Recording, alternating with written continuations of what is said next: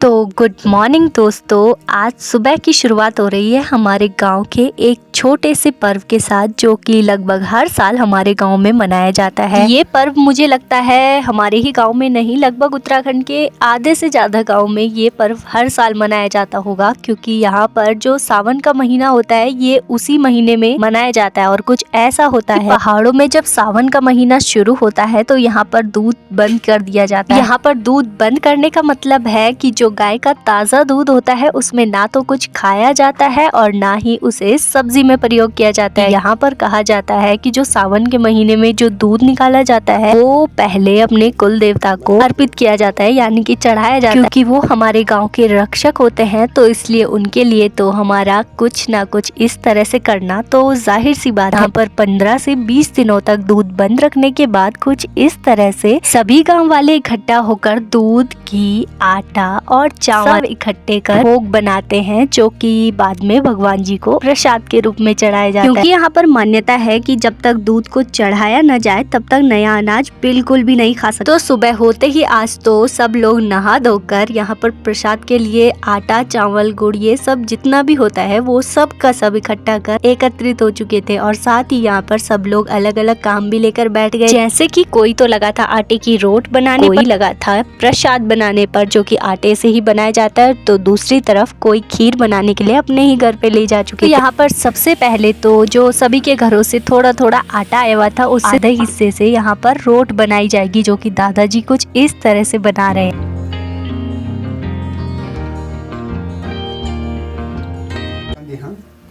Number 1 2 3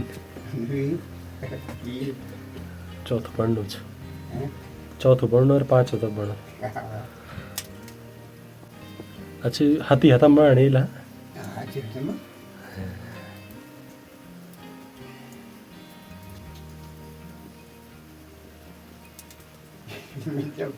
मारो ये दौड़ लो ना, सगळे बेलन छे छाव हाथ में बनान छे। अच्छा रोटी, हाँ वही वाले ही ना, अरे किस बड़े बना रहा है हाथ में, मेरे वाले हाथ सफाई तो छोड़ के हाथ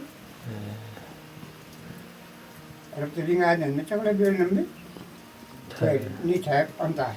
इतने बड़े 3 सीधा खेजंदी दुई जब यहाँ से तो कुछ 3 भैरों में। अच्छा, एक नंबर कनेगी, ये 4 ये 34 किले वो इधर जोड़ी जगने बनी हुई ना।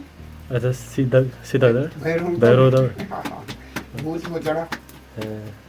अब एक और तो यहाँ पर सिद्ध जो हमारे गांव के देवता होते हैं उनके लिए रोट बनाई जा रही है, तो दूसरी तरफ यहाँ पर प्रसाद बनाया जा रहा है, जो कि आटे और गुड़ से बनाया जाता है।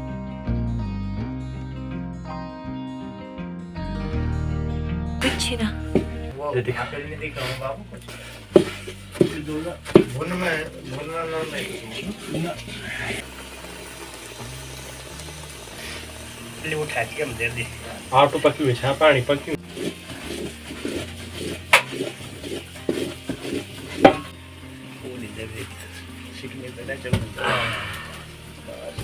अब लगभग सारा प्रसाद बनकर तो तैयार हो चुका था और सभी लोग एक सामने इकट्ठा भी कर चुके थे। तो बारी थी इस प्रसाद को अलग अलग कर तैयार करने की, क्योंकि इसमें रखने के लिए भी बड़ी सावधानी बरती जाती है, क्योंकि यहाँ पर अलग अलग जगहों पर ये प्रसाद चढ़ाने को ले जाया जाता है। और इसकी खास बात तो ये है कि इस प्रसाद को किसी ऐसे वैसे बर्तन में नहीं, बल्कि तिमल का जो पेड़ होता है उसके पत्ते में रखा जाता है और इसी पत्ते में रखकर प्रसाद को भोग लगाने को ले जाया जाता है। अब लगभग प्रसाद बनकर भी तैयार था और गांव वाले प्रसाद चढ़ाने को जाने को भी तो सभी लोग चल दिए। गांव से थोड़े से ऊपर जहां पर कि हमारे गांव के सिद्ध और भैरव देवता का जो मंदिर है वहां पर प्रसाद चढ़ाने, क्योंकि सारा कार्यक्रम तो अब वहीं पर संपन्न होना है।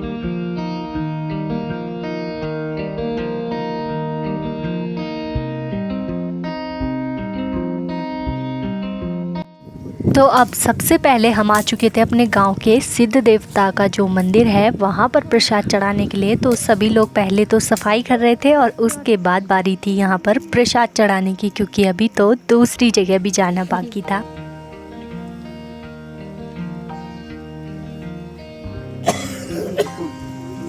है ये बड़े बड़े 5-6 कौन सा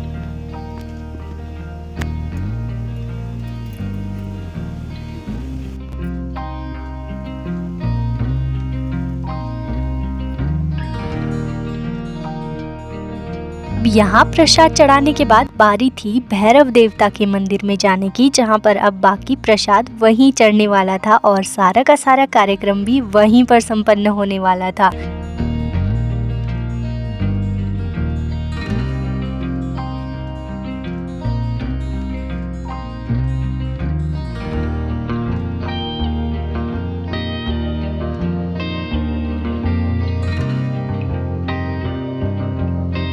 तो चलिए जी, अब हम चल दिए थे भैरव देवता के मंदिर की तरफ। तो यहाँ पर दादाजी सर पर प्रसाद लेकर आ रहे थे। यहाँ पर दादाजी का ही इंतजार हो रहा था क्योंकि बाकी लोग तो यहाँ पर पहले ही पहुँच चुके थे और वो बाकी सब तैयारियों में जुटे थे, जैसे कि थोड़ी बहुत साफ सफाई हो या फिर कुछ पत्ते इकट्ठा करना हो जिसे कि पूजा में इस्तेमाल करना था।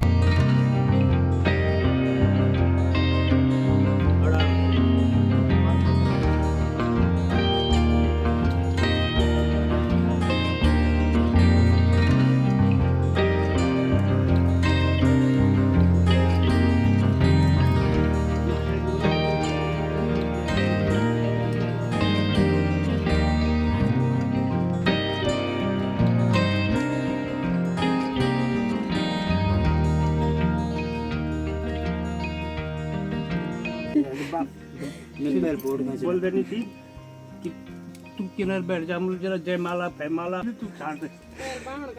तीखने बोले सुनता तू ही डलनी सभी की ना पापा पहले यार हाँ फिर तब बुनियार नंबर भी यार दुआली नहीं आने